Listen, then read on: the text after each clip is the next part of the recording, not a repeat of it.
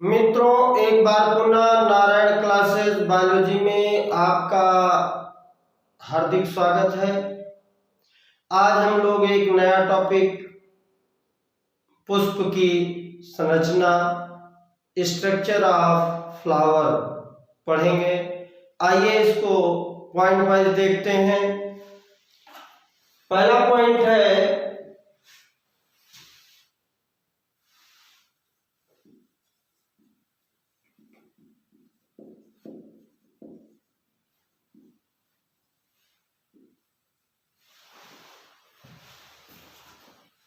कि पुष्प एक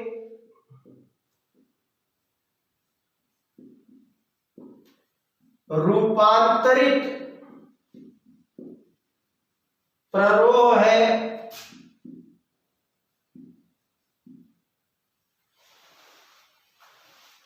जहां पर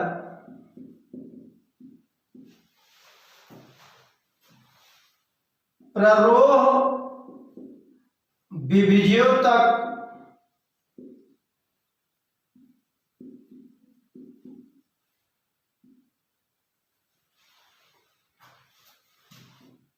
पुष्पी विभज्योतक में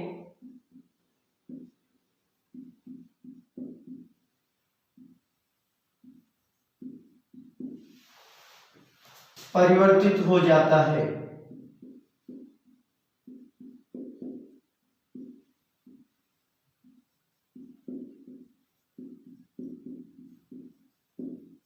कहने का तात्पर्य है कि जो पुष्प है ये प्ररोह तने का एक भाग है। जो तना पुष्प में परिवर्तित हो जाता है, रूपांतरित हो जाता है, और जो तने का विभज्योतक है, विभाजन योग्य ऊतक है, वो पुष्पी विभज्योतक में बदल जाता है। और कोई भी तना होता है उस पे गांठ होती है और पोर होते हैं। दो पोरों को मिलाने वाले स्थल को गांठ कहते हैं या पर्व संधि कहते हैं, और पोर को पर्व कहते हैं। तो अगला पॉइंट है पोरियों की लंबाई नहीं बढ़ती और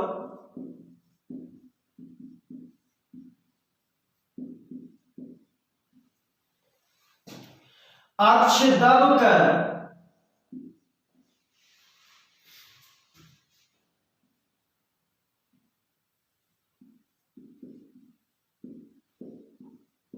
रह जाती है। गांठों पर क्रमानुसार पत्तियों के बजाय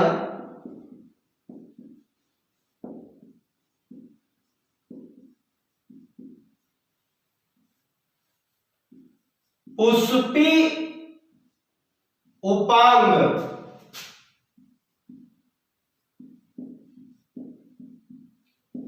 निकलते हैं।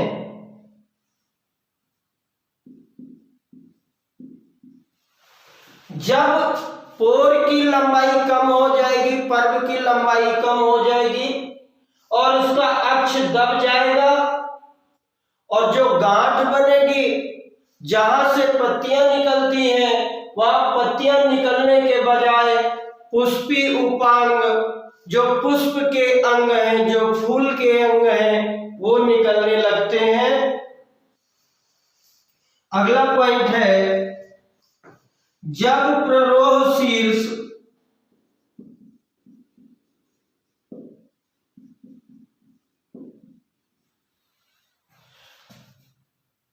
पुष्प में परिवर्तित हो जाता है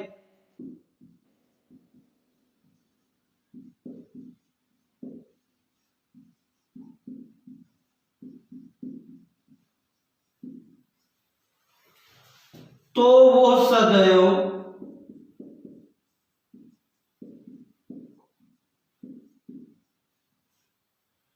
अकेला होता है।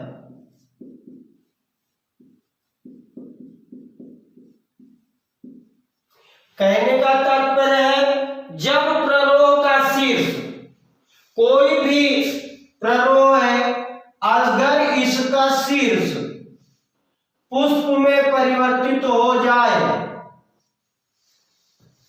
तो वो सदैव अकेला होता है। अब ये जो शीर्ष है ये परिवर्तित होगा। अगला पॉइंट है शीर्ष का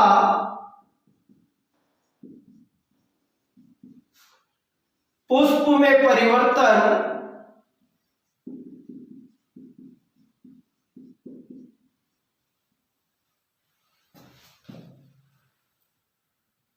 होता है अथवा सतत रूप से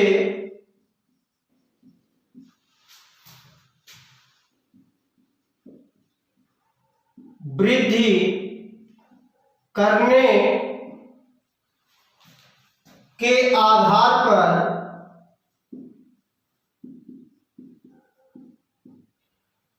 पुष्प क्रम को दो प्रकार असीमाक्षी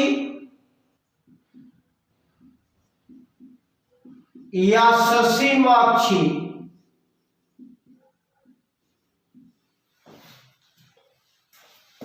में बांटा गया है।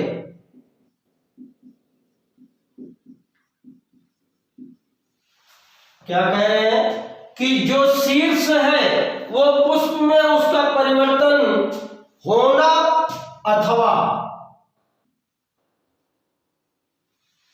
सतत रूप से वृद्धि करने के आधार पे जो अक्ष है, जो ये डंठल है, पुष्प क्रम है, ये ऊपर शीर्ष पर पुष्प आएगा या उसका शीर्ष जो है सतत रूप से वृद्धि करेगा।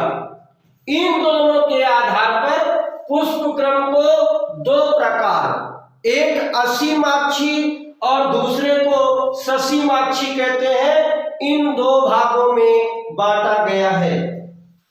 अगला पॉइंट है असीमाक्षी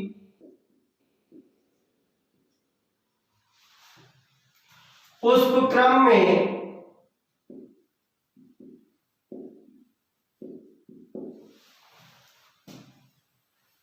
प्रमुख अक्ष में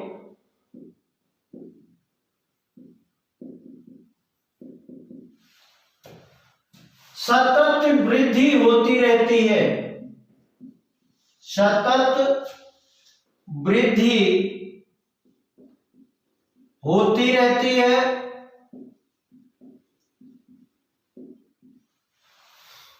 और पुष्प अग्राभिसारी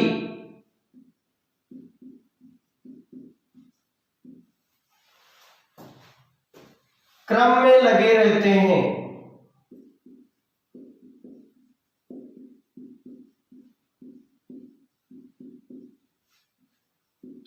ये असीमाक्षी पुष्प क्रम जो है, ये जो डंठल है ये आगे बढ़ता जाएगा और अग्राभिसारी पहले यहां पुष्प आएगा, फिर यहां आएगा, फिर यहां आएगा और जैसे जैसे नीचे वाला पुष्प होगा वो बड़ा होगा, आगे का छोटा होगा और इस क्रम को कहते हैं अग्राभिसारी। तो ये पुष्प जो है अग्राभिसारी क्रम में लगे रहते हैं। और दूसरा पॉइंट है ससीमाक्षी पुष्प क्रम में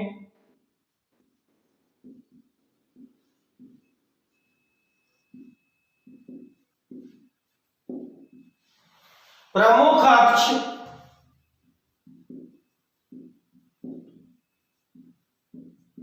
के शीर्ष पर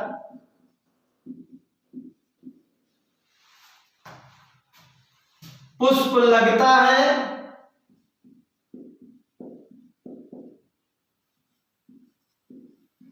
इसलिए इसमें सीमित वृद्धि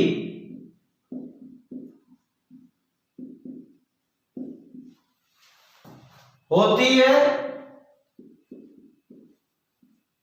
और जो पुष्प है वो तलाभिसारी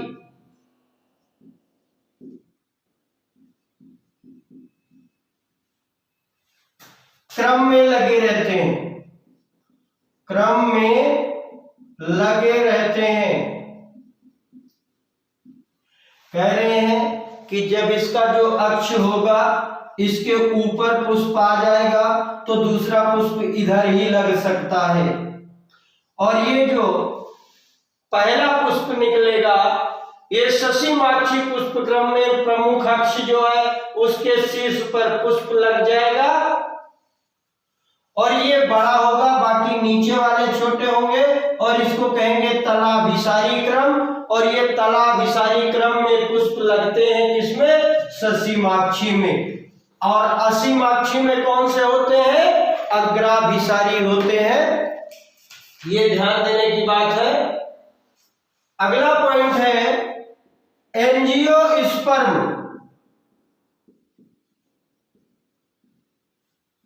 में पुष्प लैंगिक जनन की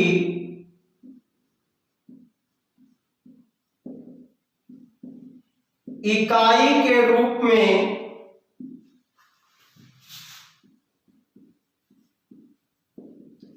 कार्य करते हैं। पुष्पों का वर्गीकरण जब भी हम पढ़ेंगे आपको याद होगा कि जो पुष्प ये पौधे हैं इनका वर्गीकरण थैलोफाइटा, ब्रायोफाइटा, टेरिडोफाइटा, जिम्नोस्पर्म और एंजियोस्पर्म में कहते हैं।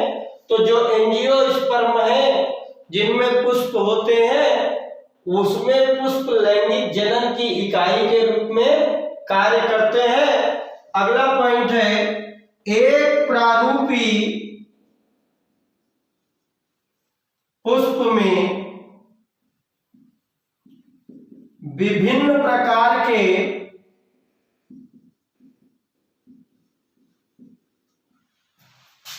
विन्यास होते हैं।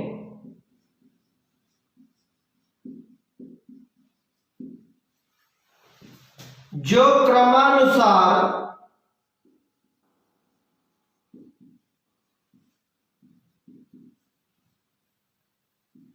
फूले हुए पुष्पवृंत जिसे पुष्पासन कहते हैं,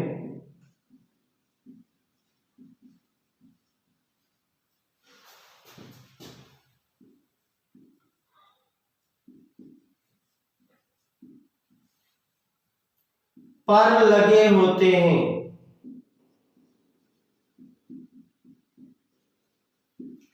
कहा जा रहा है कि एक जो प्रारूपी पुष्प है, एक जो स्टैंडर्ड फ्लावर है, उसमें विभिन्न प्रकार के विन्यास होते हैं जो क्रम के अनुसार फूले हुए पुष्पवृंत जिसको हम डंठल कहते हैं और उसका दूसरा नाम पुष्पासन है, पुष्प का आसन, उस पर लगे होते हैं। अगला पॉइंट देखेंगे, ये जो पुष्प के विन्यास है ये बाह्यदल, दल, पुमंग और जायांग है।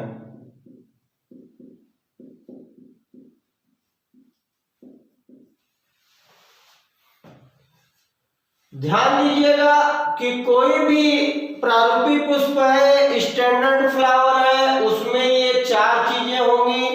जो विभिन्न चक्रों में जिनका विन्यास होगा, जो विभिन्न चक्रों में जुड़े होंगे, वो कौन कौन से हैं? बाह्य दल है, पुमंग है और जायांग है।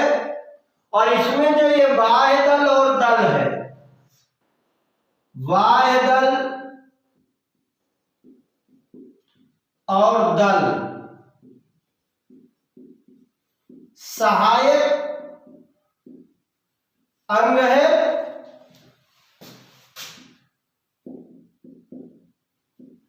जबकि पुमंग और जायांग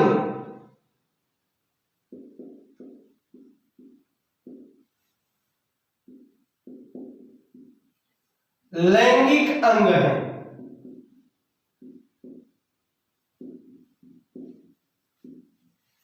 लैंगिक अंग, लैंगिक जनन करने वाले अंग है कौन? पुमंग और जायांग। जबकि बाह्य दल और दल लैंगिक जनन में सहायक अंग की भूमिका में होते हैं, मुख्य में नहीं होते। अगला पॉइंट है, कुछ पुष्पों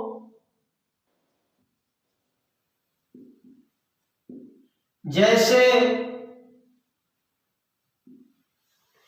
प्याज में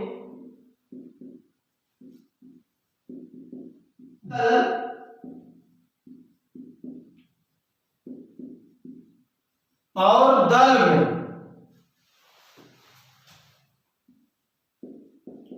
कोई अंतर नहीं होता।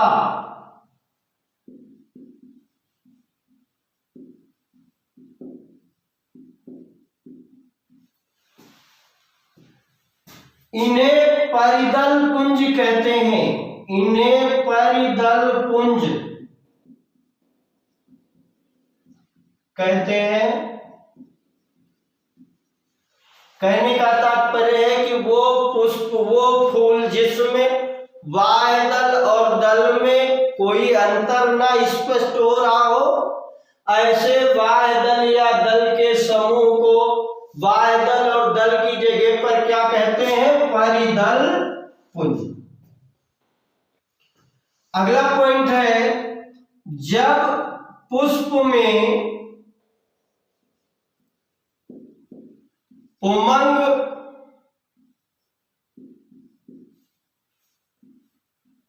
और जायांग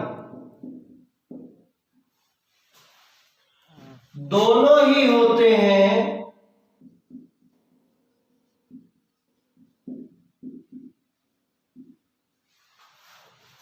तब उसे द्विलिंगी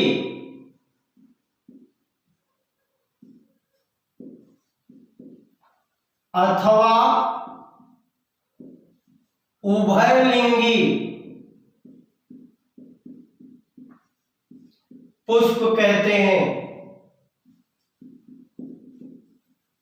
इस पॉइंट का क्या मतलब है कि जब किसी एक ही पुष्प में पुमंग भी हो और जायांग भी हो, तो ऐसे पुष्प को हम द्विलिंगी पुष्प अथवा उभयलिंगी पुष्प कहते हैं। नेक्स्ट पॉइंट है, जब पुष्प में केवल एक पुमंग अथवा जायांग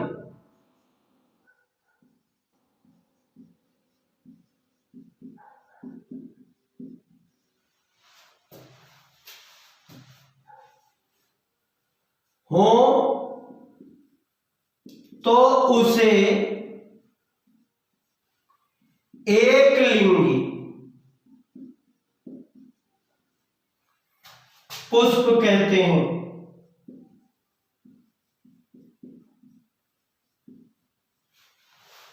कहने का तात्पर्य है कि पुष्प में केवल पुमंग हो अथवा केवल जायांग हो, तो ऐसे पुष्प को हम एक लिंगी पुष्प कहेंगे। पिछली वीडियो में आपने पढ़ा था कि पपीता और खजूर एक लिंगी पुष्प है, इसके पुष्प या तो नर पुष्प होते हैं या मादा पुष्प होते हैं। जिस पुष्प में केवल पुमंग होगा, जायांग अनुपस्थित होगा, उसको नर पुष्प कहेंगे, और जिस पुष्प में जायांग उपस्थित होगा, पुमंग अनुपस्थित होगा, उस पुष्प को हम मादा पुष्प के नाम से जानेंगे। अगला पॉइंट है सममिति में पुष्प त्रिज्य सममिति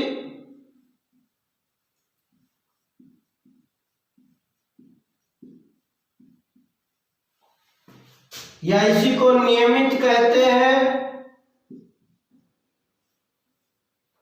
अथवा एक व्यास सममिति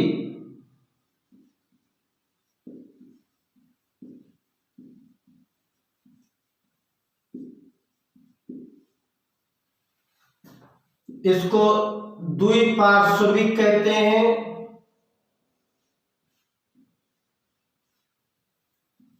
हो सकते हैं। सममिति का मतलब क्या है? जब किसी पुष्प को उसके केंद्र से होते हुए दो बराबर भागों में बांट देना ही सममिति है।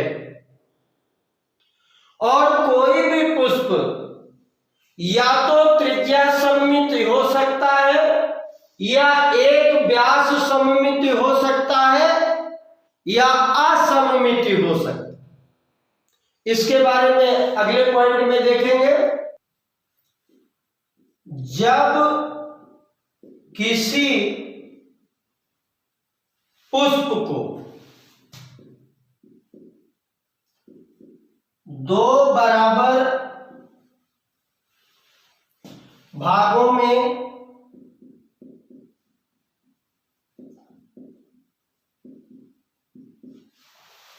केंद्र से होते हुए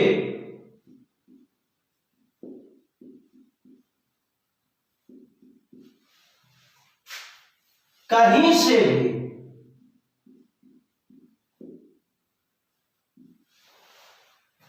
विभाजित किया जा सकता है,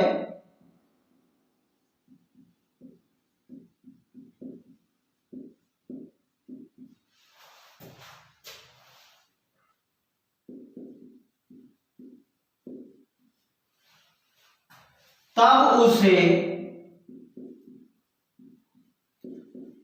त्रिज्य सममिति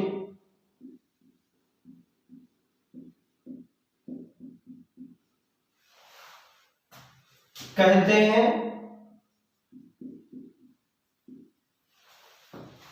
और इसके उदाहरण कौन है?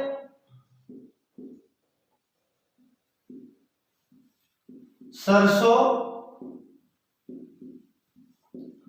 धतूरा,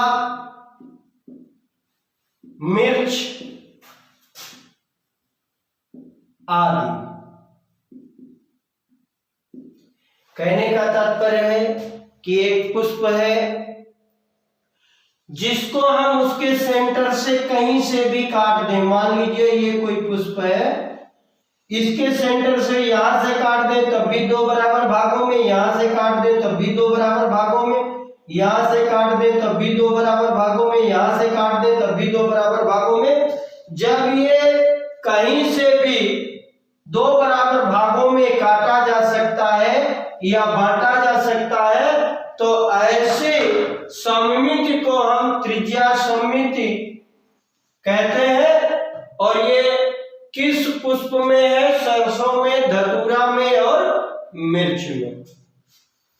अगला पॉइंट है, जब किसी पुष्प को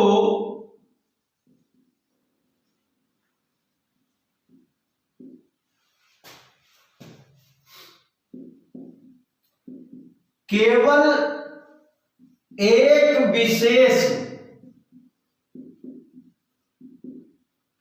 ऊर्ध्वाधर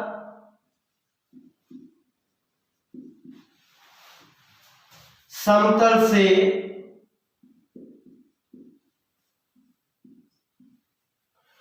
दो समान भागों में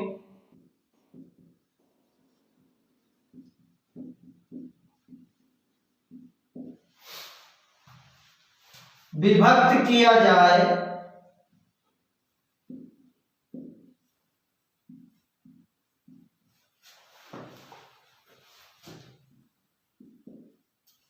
तो उसे एक व्यास सममिति कहते हैं।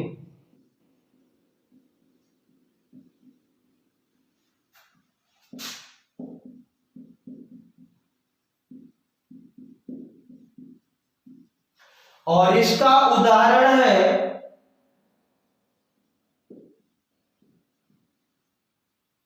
मटर, गुलमोहर,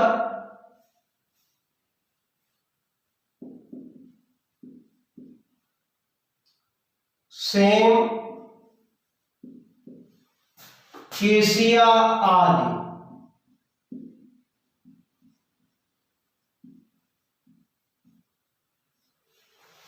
कहने का तात्पर्य है कि जब किसी पुष्प को केवल एक विशेष तल से काटने पर दो बराबर भागों में विभक्त हो तो ऐसी स्थिति को एक व्यास सममिति कहते हैं। और ये है मटर में, गुलमोहर में, सेम में और केसिया के पुष्प को यदि हम काटना चाहेंगे तो केवल एक ऐसी स्थिति है जहां से इसको हम दो बराबर भागों में बांट सकते हैं। अगला पॉइंट है, जब कोई पुष्प बीच से किसी भी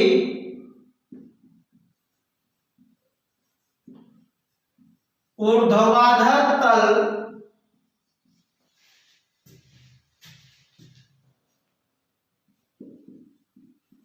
से दो बराबर भागों में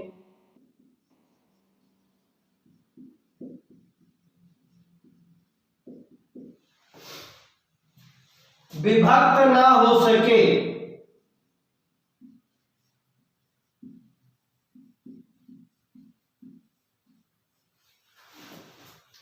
तो उसे असममिति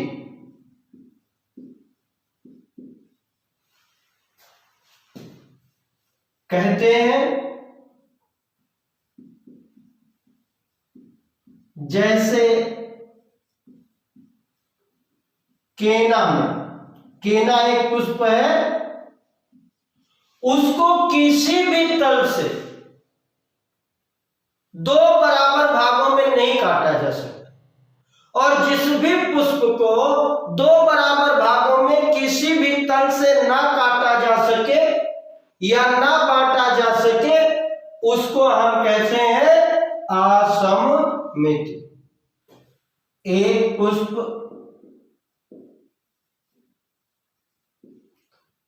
त्रितयी,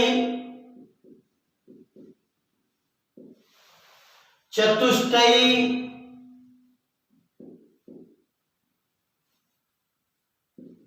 पंचतयी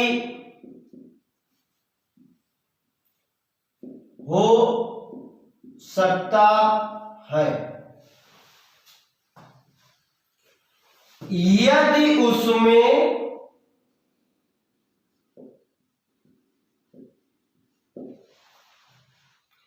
उनके उपांगों की संख्या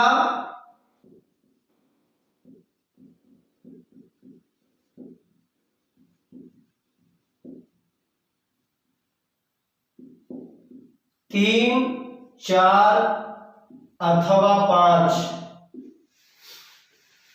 के गुणक में हो।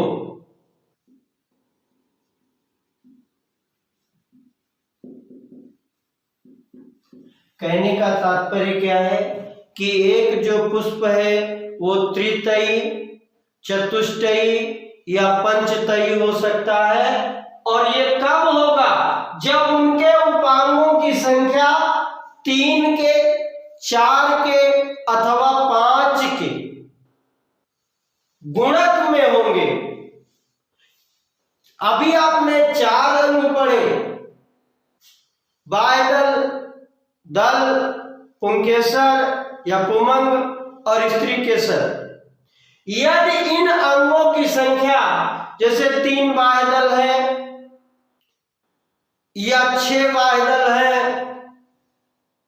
या 9 बाह्यदल है, 4 बाह्यदल है या 5 दल है, तो अगर किसी में 5 दल है तो पंचतयी है, किसी में 4 दल है तो चतुष्टयी है, किसी में 3 दल है तो त्रितयी है। मतलब एक पुष्प त्रितयी, चतुष्टयी या पंचतयी हो सकता है। अगला पॉइंट है, जिस पुष्प में सहपत्र होते हैं,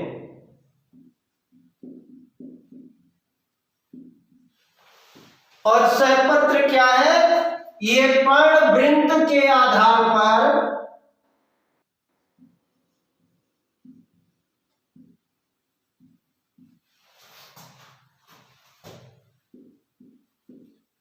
छोटी छोटी पत्तियां होती हैं, छोटी छोटी पत्तियां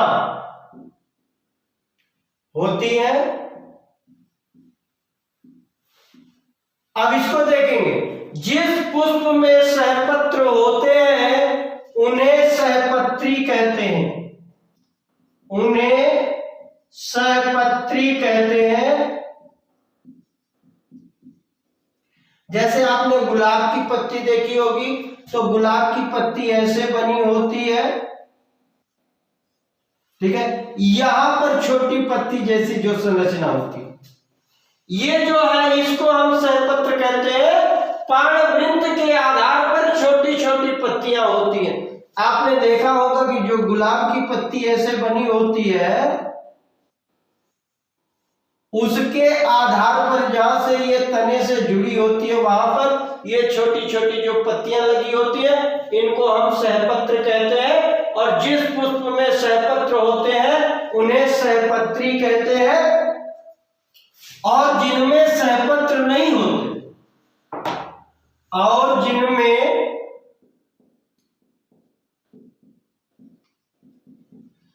सहपत्र नहीं होते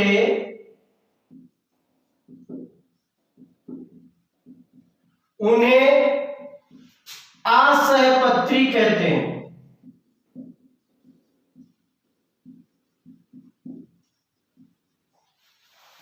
अगला पॉइंट देखेंगे, पुष्पवृंत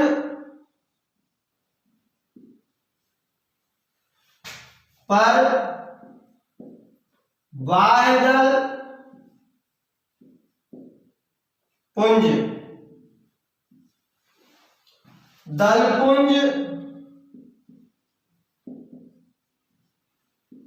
पुमंग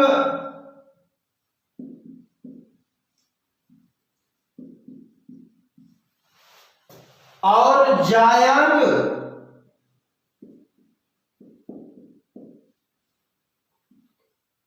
की सापेक्ष स्थिति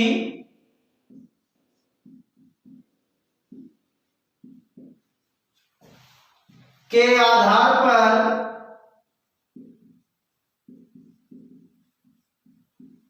पुष्प को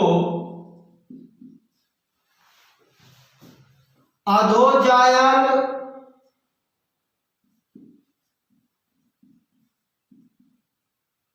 अधोजायंगता, परिजायंगता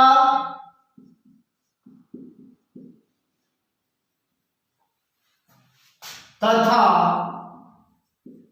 अधिजायंगता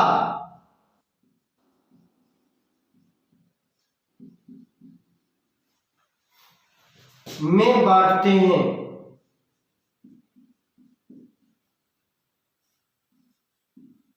क्या कह रहे हैं कि पुष्प वृंत पर, पुष्प का जो डंठल है उस पर वायदल, दल और पुमंग और जायंग ये किस रूप में स्थित हैं, कौन आगे है, कौन पीछे है, कौन ऊपर है, कौन नीचे है, उसके आधार पर पुष्प को अधोजायंग, परिजायंग या अधिजायंग ये 3 रूपों में बांटा जाता है।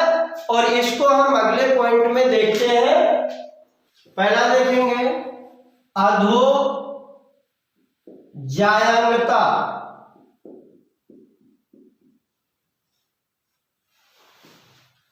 में जायंग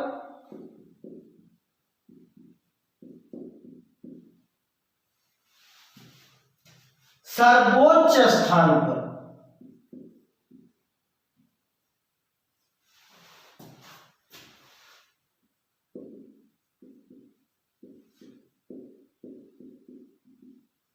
स्थित होता है।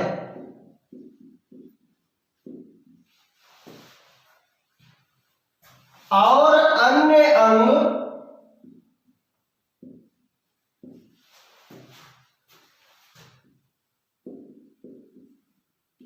इसके नीचे होते हैं।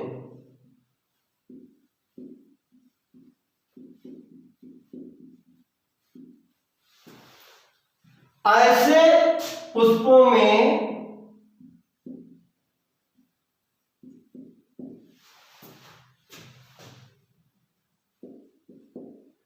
ऊर्ध्ववर्ती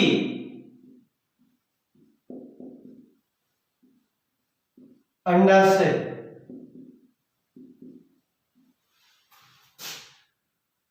होता है। जैसे सरसों, गुड़हल,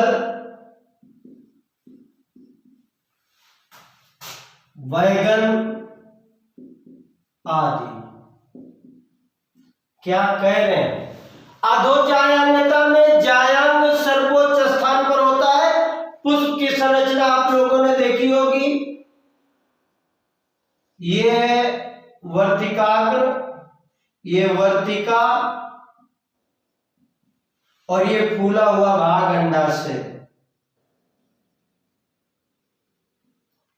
जो अन्य भाग इसके निकलेंगे, अगर पुंकेसर निकला है तो यहां से निकलेगा पुंकेसर, दल निकला है तो यहां से निकलेगा दल, और अगर बाह्य दल है तो वो इस कंडीशन में होगा। मतलब इसका जो अंडाशय है ये सबसे ऊपर होगा, बाकी जो अन्य अंग है, पुंकेसर है, दल है, बाह्य दल है, ये अंडाशय के नीचे से निकले होंगे। ऐसी कंडीशन को हम क्या कहते हैं, अधोजायंगता। और ऐसे पुष्प में जो अंडाशय होता है वो ऊर्ध्ववर्ती कहलाता है। और ऊर्ध्ववर्ती अंडाशय किसमें पाया जाता है, सरसों में, गुड़हल में, बैगन में। अगला पॉइंट है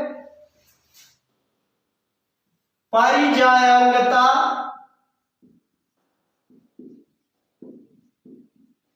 में अंडाशय मध्य में होता है।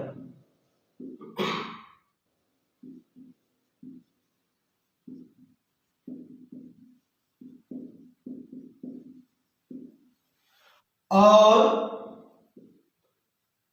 अन्य भाग पुष्पासन के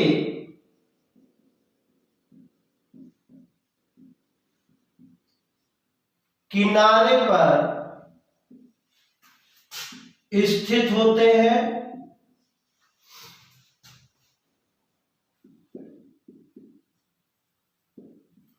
ये लगभग समान ऊंचाई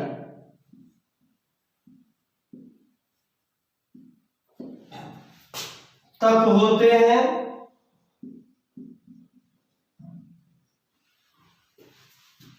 अंडाशय अधोवर्ती होता है।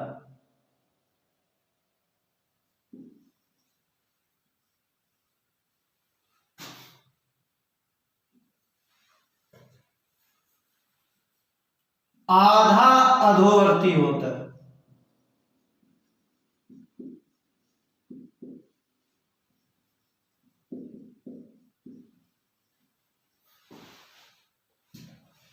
जैसे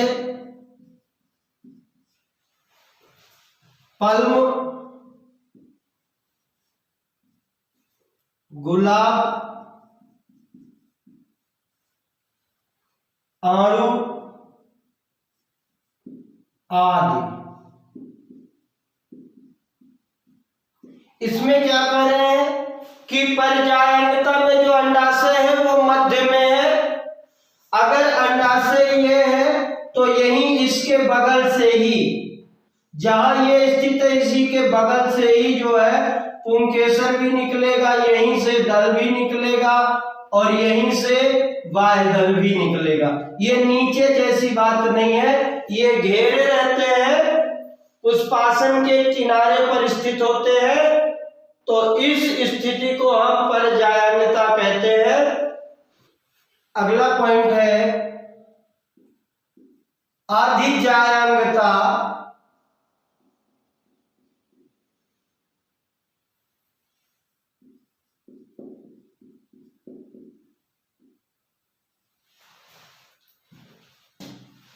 में पुष्पासन के किनारे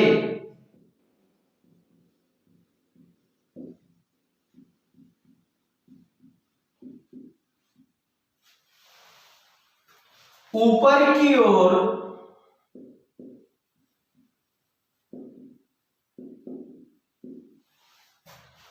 वृद्धि करते हैं।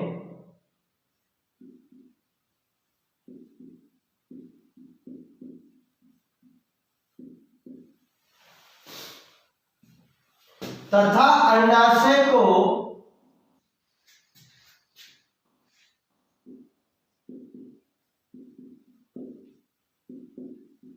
पूरी तरह घेर लेते हैं।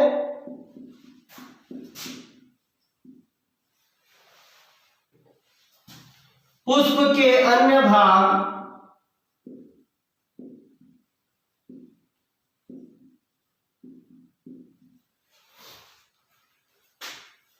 अंडाशय के ऊपर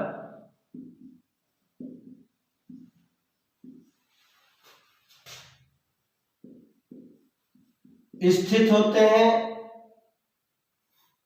या उगते हैं।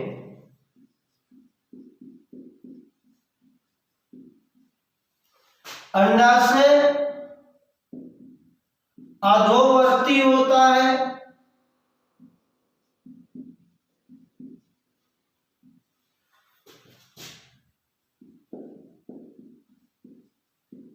जैसे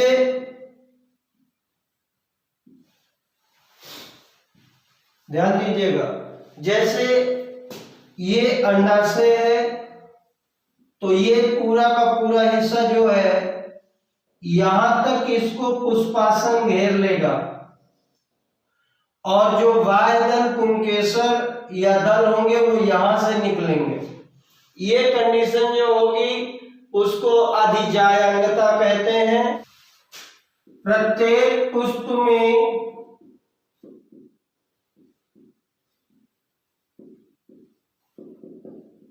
चार चक्र होते हैं।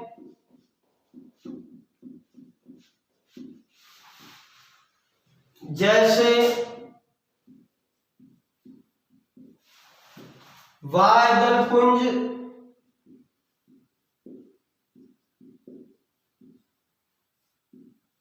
दल पुंज, पुमंग तथा जायांग।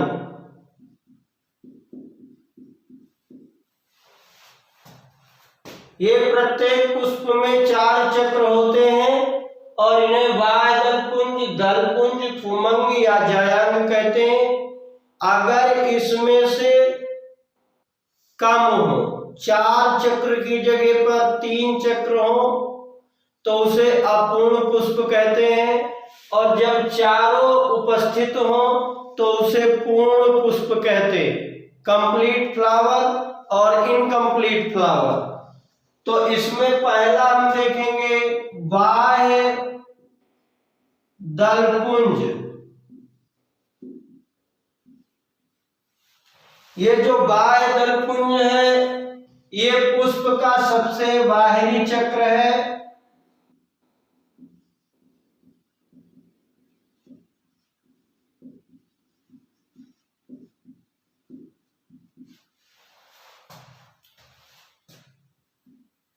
और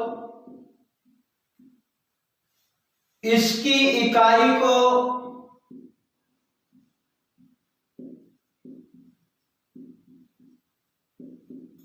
बाह्य दल सेपल बोलते हैं, बाह्य दल कहते हैं। ये कहने का तात्पर्य क्या है कि बाह्य दलपुंज पुष्प का सबसे बाहरी चक्र है, सबसे बाहरी भाग है, और ये पुंज कह रहे हैं समूह को। बाह्य दलपुंज का मतलब बाह्य दलों का समूह, और इसकी जो एक इकाई होगी उसको बाह्य दल या सेपल कहते हैं। इसमें एक पॉइंट और देखेंगे, प्रायः बाह्य दल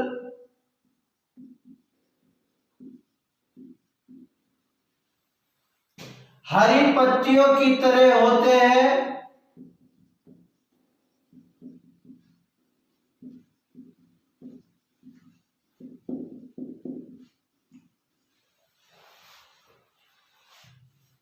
और कली की अवस्था में पुष्प की रक्षा करते हैं।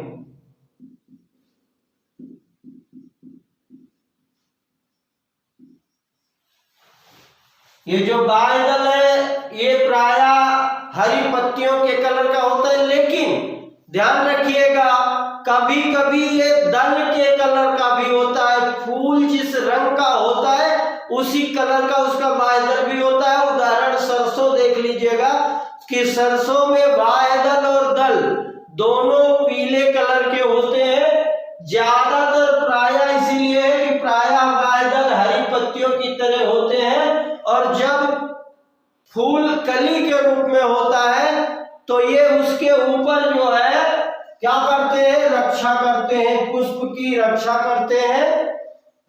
ये जो बाह्य दल है, कोई भी बाह्य दल, बाह्य दलपुंज संयुक्त बाह्यदली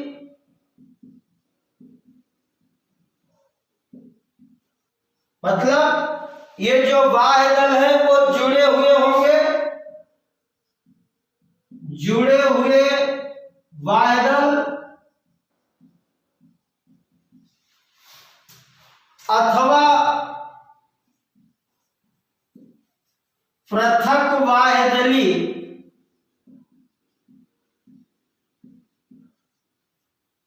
जिसमें क्या होगा, मुक्त बाह्य दल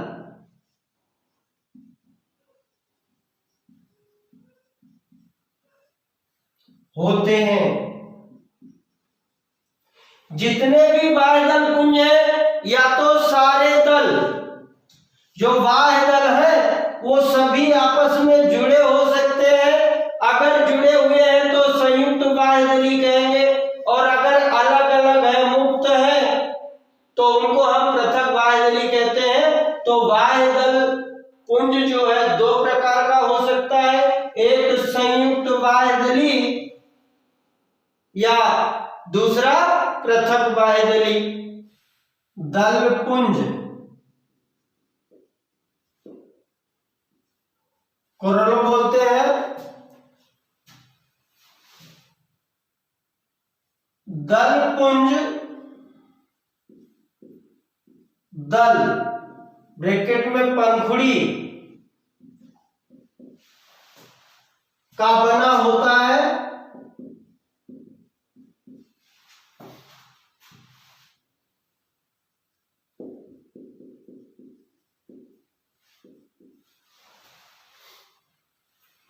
दल प्रायः चमकदार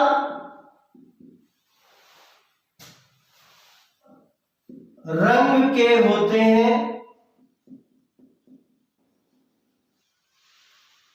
ये परागण के लिए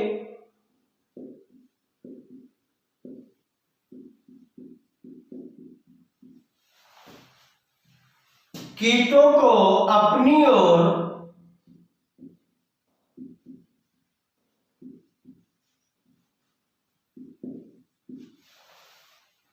आकर्षित करते हैं।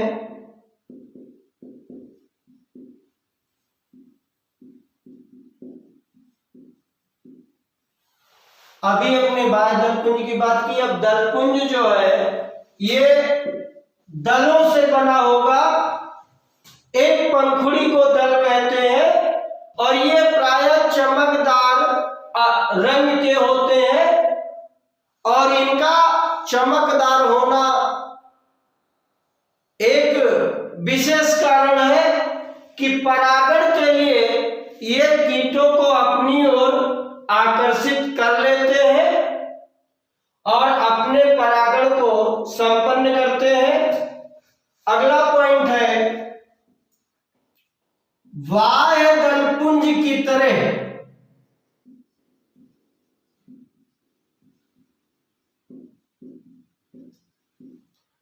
दलपुंज भी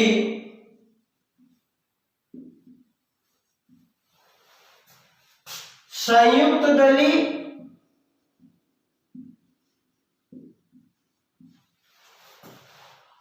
जिसमें दल जुड़े होंगे संयुक्त दली अथवा पृथक दली होते हैं। जैसे संयुक्त दली का मतलब क्या है, दल आपस में जुड़े हुए हो, और पृथक दली का मतलब है दल आपस में मुक्त हो, एक दूसरे से स्वतंत्र हो। ये दोनों कंडीशन हो सकती है। अगला पॉइंट है पौधों में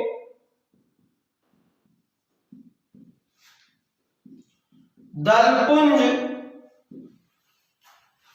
की आकृति तथा रंग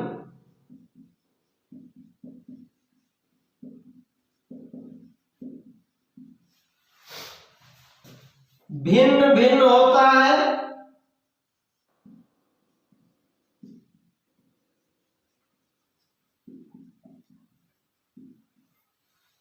ये नलिकाकार,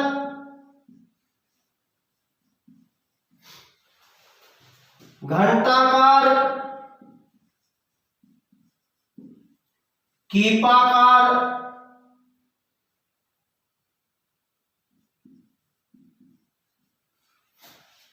चक्राकार हो सकते हैं। पौधों में जो दलपुंज है इसकी आकृति और रंग अलग अलग हो सकता है, अलग अलग होता भी है। ये नलिकाकार, नली के आकार के, घंटाकार या कीट के आकार के या चक्र के आकार के हो सकते हैं। अगला पॉइंट जो है पुष्प दल विन्यास। पुष्प कली में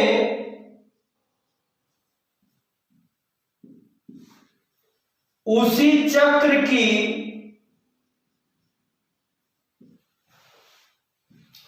अन्य इकाइयों के सापेक्ष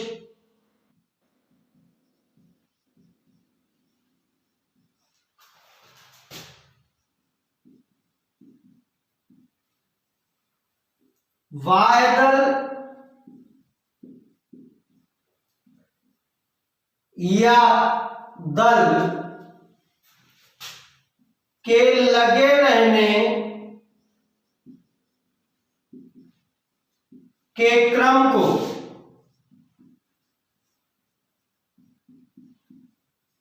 पुष्प दल विन्यास कहते हैं। कह रहे पुष्पकली में उसी चक्र की अन्य इकाइयों के सापेक्ष वाह्य दल या दल के लगे रहने के क्रम को पुष्प दल विन्यास कहते हैं। अगला पॉइंट है पुष्प दल विन्यास के प्रमुख प्रकार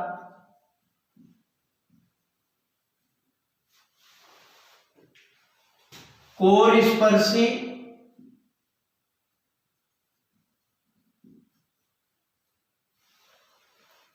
व्यावर्तित,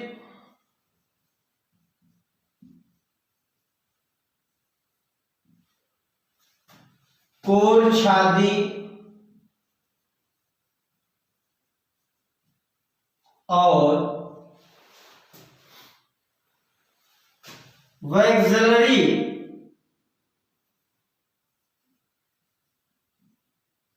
जिसको ध्वजिक कहते हैं,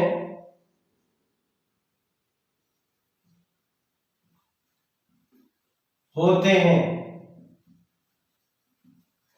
क्या करेंगे? ये जो पुष्प दल विन्यास है, ये प्रमुख प्रकार कौन से हैं? कोर स्पर्शी, व्यावर्तित, कोर छादी और वैक्सलरी या इसी को ध्वजिक कहते हैं। आइए पहला देखते हैं। जब चक्र के बाह्य दल अथवा दल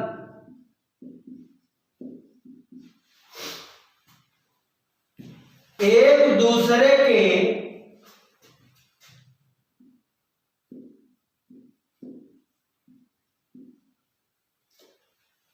किनारों को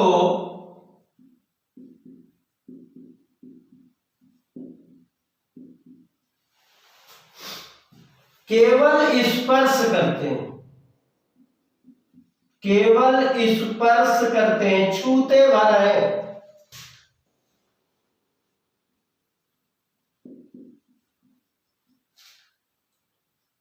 तो उसे कोर स्पर्शी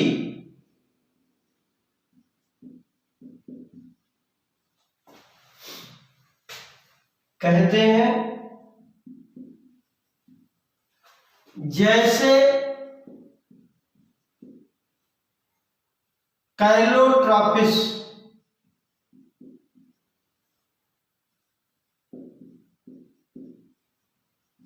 ध्यान दीजिएगा। कह रहे जब चक्र के बाह्य दल अथवा दल, चाहे बाह्य दल का चक्र हो चाहे दल का चक्र हो, उसमें प्रत्येक बाह्य दल या दल एक दूसरे के किनारे को केवल स्पर्श करते हैं, तो उसे कोर स्पर्शी कहते हैं। ये देखिए, ये कंडीशन होगी, केवल स्पर्श करते हैं। ये अगर उसके विन्यास है कि ये बाह्य दल केवल इसके शीर्ष को छू रहा है और ये छू रहा है, ये कंडीशन होगी, तो इसको हम कोर स्पर्शी कहेंगे। यदि किसी दल या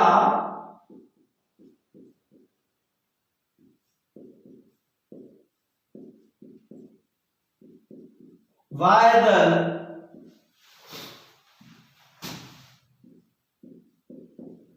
का किनारा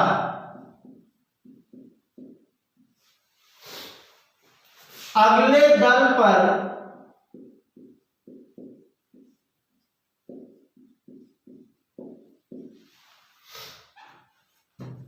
तथा दूसरा तीसरे दल पर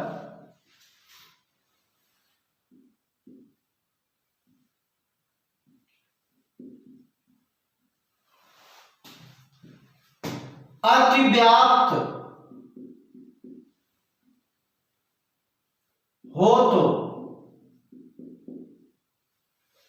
उसे व्यावर्तित कहते हैं, उसे व्यावर्तित कहते हैं।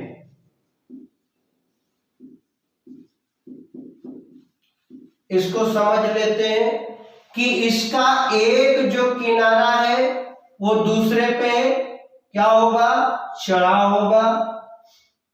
ये देखिए, और ये ऐसे कंडीशन होगी और ये वाली ऐसे कंडीशन होगी। ध्यान दीजिएगा, इसका एक किनारा दबा हुआ है, दूसरा दूसरे पे चढ़ा हुआ है, और दूसरे का पहला किनारा दबा हुआ है और दूसरे पे चढ़ा हुआ है। और तीसरे की बात करें तो पहला किनारा दबा हुआ है और अगला उठा हुआ है। इसका ये दबा हुआ है, ये उठा हुआ है। कह रहे यदि किसी दल या वाय दल का किनारा अगले दल पर तथा दूसरा तीसरे दल पर, पहला ये वाला है, पहले का किनारा दूसरे पे, दूसरे वाले का तीसरे वाले पे, ऐसे ही व्यवस्था चलती रहे, तो इसको ये अतिव्याप्त हो, एक दूसरे को ढके हुए हो एक एक किनारे से, तो उसे व्यावर्तित कहते हैं। अगला पॉइंट है, यदि वाय दल अथवा दल एक दूसरे पर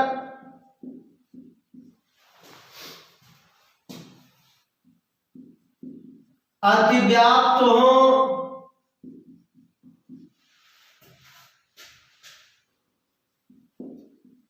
और उनकी कोई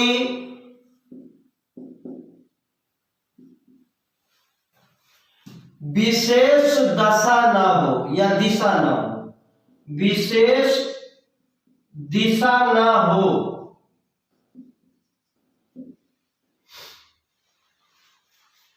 तो इस स्थिति को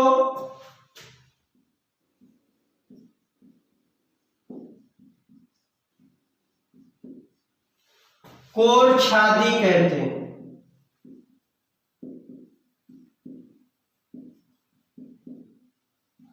देखिए इसमें क्या लिखा है, यदि वाय दल अथवा दल एक दूसरे पर अतिव्याप्त हो और उनकी कोई विशेष दिशा ना हो। एक है जिसने दो को ढक रखा है, यहां इसका एक उठा हुआ है, ये कंडीशन है, और ये क्या है, ये दोनों को ढके हुए, ये कंडीशन है। ना ये कोरछादी है, सॉरी, ना ये व्यावर्तित है और ना ही कोरस्पर्शी है।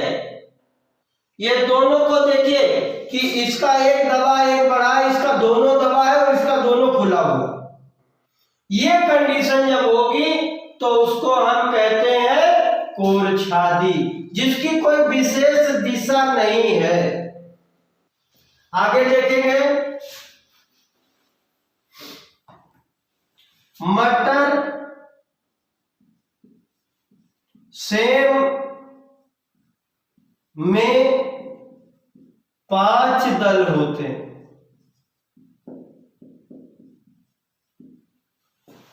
इनमें से सबसे बड़ा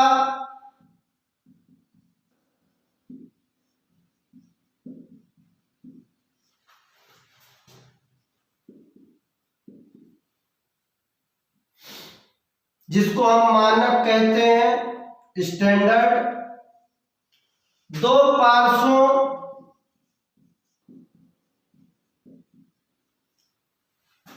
जिनको हम पंख बोलते हैं, और ये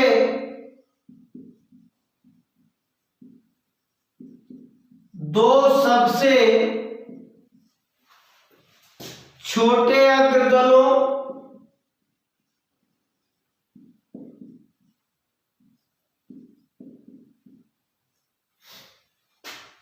कूटक बोलते हैं, को अतिव्यापित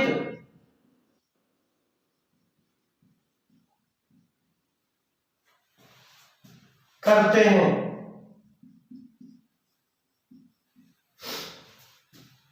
इसे वैक्सिलरी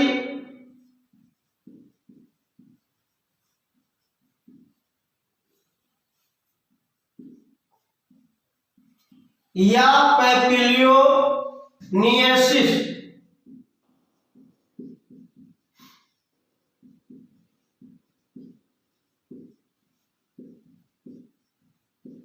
कहते हैं,